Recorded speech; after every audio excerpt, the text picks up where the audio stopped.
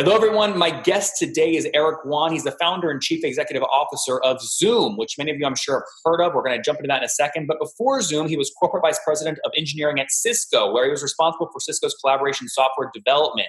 As one of the founding engineers and vice president of engineering at WebEx, he was the heart and soul of the WebEx product from 97 to 2011. He grew that team from 10 engineers to more than 800 worldwide and contributed to revenue growth from 0 to more than 800 million.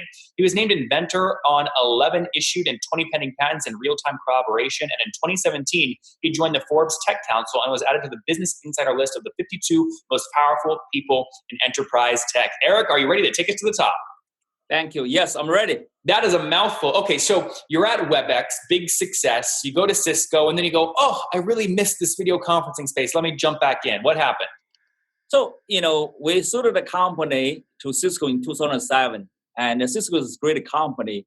However, back to 2010, 2011 timeframe, and Cisco was unwilling to change its collaboration strategy because I saw a great opportunity to build the next generation collaboration solution, which is video conferencing centric rather than web conferencing centric. That's what we did before at WebEx. And the customer, they are looking for a solution like a video centric collaboration. And that's why I thought that opportunity, and Cisco was unwilling to change that. So I had to leave to build the next generation of collaboration solution. But now you're kicking WebEx butt. I mean, you're taking their market share. Cisco is pretty dumb for letting you go. Did they not try and make sure you wouldn't compete with them somehow? At that time, six years ago, they did not realize they needed to build the next generation of collaboration solution. But 3 years after I left, they realized, WebEx is very old, architecture not right anymore. They got to build the next generation solution. That's how they started a new project called Cisco Spark. And I think at least for now, they understood that now. Interesting. The most successful entrepreneurs I've met, they sell their first company into a corporation. They get frustrated like you did, but they know all the problems inside. So they leave, launch a new company, and then later sell it back. And they do it over and over and over again. It's like a washing machine. So you're in acquisition talks right now with Cisco, aren't you? No. We don't want to sell the company. And by the way, I was not a CEO, right? So WebEx, the two co-founders, and they already a public company. They wanted to sell the company back to 2007. In our case, in the case of Zoom, we really wanted to build a long-term, sustainable company to focus on delivering happiness to our customers. We enjoy that. We have fun by doing that. And after you sell the company, what are you going to do, right? I think that especially here, this is the Silicon Valley. I call that startup valley. You better work on a startup, right, to make the world a better place. Mm-hmm. So tell me more about Zoom's business model. Is it a pure play SaaS model? Yeah, it's a pure SaaS model, and we do have a very good freemium offer. And meaning one-to-one is always free, and even for the group video conference, we give you all the features for free, but we limited to 40 minutes for the group video conferencing.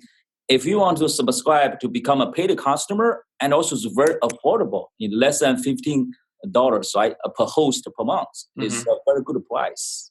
And what do people, I don't want to go down to all your different customer cohorts, but on average, what's a customer pay you per month? We have, 3 buckets, right? The online bars, they want to buy 1 pro account or 2 pro account. For that segment, just either $15 per month or $30, 1 or 2 accounts. For SMB customer, and probably around 10 pro accounts, like between 100 to 200.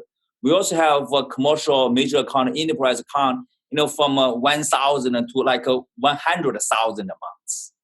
Interesting. Okay. So you treat these as very different cohorts. There's not a good average to really take amongst them. Right on. Yes. Okay. Those are very different, the customer segment. Yep. Okay. And give me more of the backstory here. What year did you launch this company in when you left Cisco?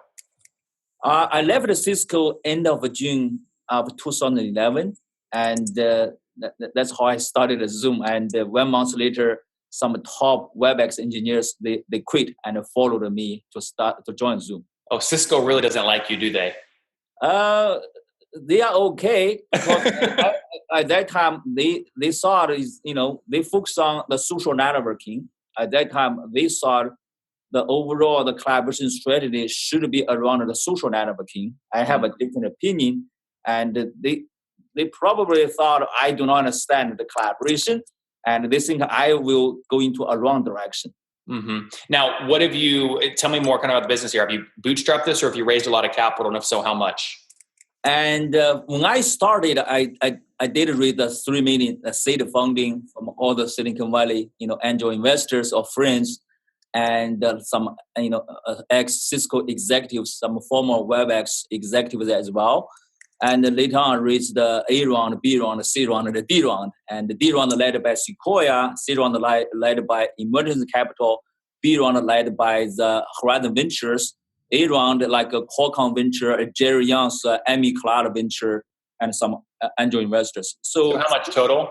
Yeah, in total, we raised $145.5 million. Yeah, 145 million. Now, where does that capital go? Is it for the engineering team? Is it to user acquisition? Where is it most of it going? And most of the A round and the B round money, I think was spent on sales and R&D team. Mm-hmm. And the C round and D round money is still in the bank. We even did not touch that yet because we already generated enough cash to help us to invest more into the back-end operation or marketing side. Yeah. Well, in that case, I charge a $20 million fee to come on my show, right? No, just kidding. What's your team size today? We have over 800 employees worldwide. And are you mostly based on San Francisco? That's headquarters? No, sorry. Our headquarters in San Jose.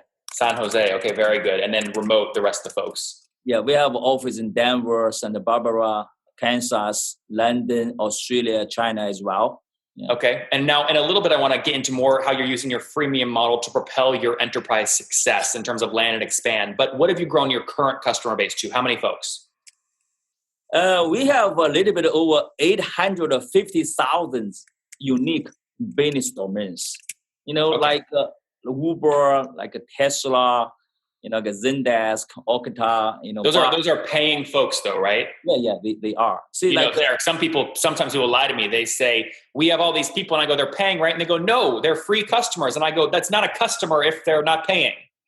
Those are free. Those are the big companies. They're all paid. Yeah. And for sure, we have some, SMB customer, like, we also have a business customer. Maybe they pay one license or maybe some free customer. But the big, the company name I just shared with you, for sure, they're all paid customer, like Stanford University as well. Yep. Now, if I take 850,000, and you told me earlier, just your smallest segment minimum is $15 a month. I mean, I can multiply those. I mean, you're doing over $12 million a month, right? Significantly more than that. You can see that, yes. Well, Eric, I'm just to be clear, I'm just multiplying your numbers. I mean, I think you're doing well north of that because you have a lot of enterprise accounts, and this is just your minimum. That's true. Yes, I think your math is right on. So okay, good. Now, are you going to let me put a cap on that? So can I say you're doing more than 150 million annually, but less than $1 billion? I'm so sorry, Nathan. I cannot disclose our exact revenue number, and otherwise I'll be in trouble. So okay, I understand. No problem. Tell me more about growth. How fast year over year is the company growing? Yeah. So when it comes to growth, we took a different approach. We really do not focus on growth. We focus on the existing customers. We spend a lot of time taking care of our existing customers. We do not chase after a new prospect. We really want to make sure our existing customer happy. Mm-hmm. Because of that strategy, the growth, follows by itself. Our growth is pretty good. The reason why we do not focus on growth, we focus on the existing customers because, Zoom video conferencing has a network effect, right? I'm envious. I'm very jealous of you, by the way. You and document signing. It takes 2 people to have a conference and 2 people to sign a document, right? Very true. Yeah. So that's a great focus, right? You're focused on your current base and it drives growth. But are we talking 50% year over year, 20% year over year, 100% year over year? I think the minimum is 100%, over the past several years, right? And we got to grow, faster, right? I think that's kind of a minimum is 100% over the past several years. Yeah, Eric, just to be clear, that's really impressive. At a minimum, right, you just said earlier, Adam, and this is just a minimum, right? If you're doing 12 million a month, that's 153 million a year. And if you're growing 100% year over year at those big numbers, that means last year you were what? At $76 million run rate. And, at a minimum, you're doubling that. That's incredible growth. I cannot remember the exact number, but overall, I think the growth rate is pretty good. It's very manageable. And again, we really do not focus on growth. We focus on the customer happiness. Well, yeah, but that drives your growth. You only focus on that because if you just focus on that, it'll drive your growth. But I want to make sure I understand this because it just gives more credibility to your story. 100% year-over-year growth at those numbers is really impressive. Is that accurate? It's accurate. However, internally, we never set up a goal. Hey, next year 100%, last year 200%. Years ago 300%. We tell our team, no, let's not focus on that. Let's focus on our NPS score. Let's focus on our customer happiness. If you do that, if a growth rate is 50% or 150% or 250%, that's okay. Yeah. Because otherwise, it's just focus on the growth. For the sake of growth, we do not think that's sustainable. How big do you think this market is? You're already a huge SaaS company. How big do you think the market is? Oh, in terms of TAM, I think it's huge. That's a $20 billion market. So, When do you cross $1 billion a year? Revenue? What's your goal? Yeah, what year? By what year? Our goal is to connect 1 billion users to use Zoom. Eric, you're so nice. I'm like this mean capitalist pushing in all these numbers, and you're talking about love and customers. You're making me look bad. No, seriously, that's our philosophy. If you focus on the 1 billion users, right, not the workers, right, users to use Zoom, and whatever the revenue number is, that's okay, right? If you focus on the customer happy, whatever the growth rate, that's okay. Otherwise, when you build a startup company, you really focus on the numbers, you are going to lose the fun part. Yep. If you focus on the customer happy, you enjoy that. Now, do you spend any money each month on paid acquisition or no? You just let your viral coefficient do the work? To some extent, we do because we still need the Google search, right? We need to pay the Google search keyword, right? From that perspective, I think that's still paid acquisition. But the reason why everybody is doing that, we got to do that as well to focus on the low end. For most of the customer acquisition are done by organic growth. Okay. And a lot of incoming leads, happy customer refer to another customer. And, there's a snowball, effect. So, well, let me ask this a bit differently. How quickly, whatever you do spend on paid stuff, conferences, ads, things like that, how quickly do you like to make that money back? What do you like to keep payback period under? It's very, again, in the three market, the second, right? Online, SMB, and enterprise. Online SMB is very, very fast. Within 1 quarter, you already get the money back.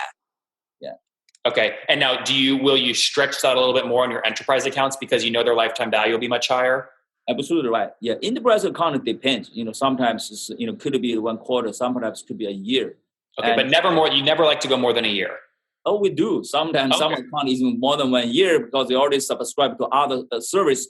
They're not happy. However, they already, signed a contract for 2 years, right? What can we do, right? So, yeah, that makes good sense. Now, I want to ask a few questions here around what I think you do really, really well, which is you probably know what you've got to get a new sign up to do in the first hour for them to get sticky. What is that metric and how do you get your whole team hyper-focused on making that thing happen? I'm sorry, we took a different approach. We never wanted to make our service sticky. The reason why I think that's wrong direction, because the reason why you want to make sticky, you always say, hey, this customer don't switch to the others. I think that's wrong approach. Wait, Eric, say that again. I would say, quite often you want to build a SaaS service. You want your service very sticky, right? You do not want a customer switch to other service, right?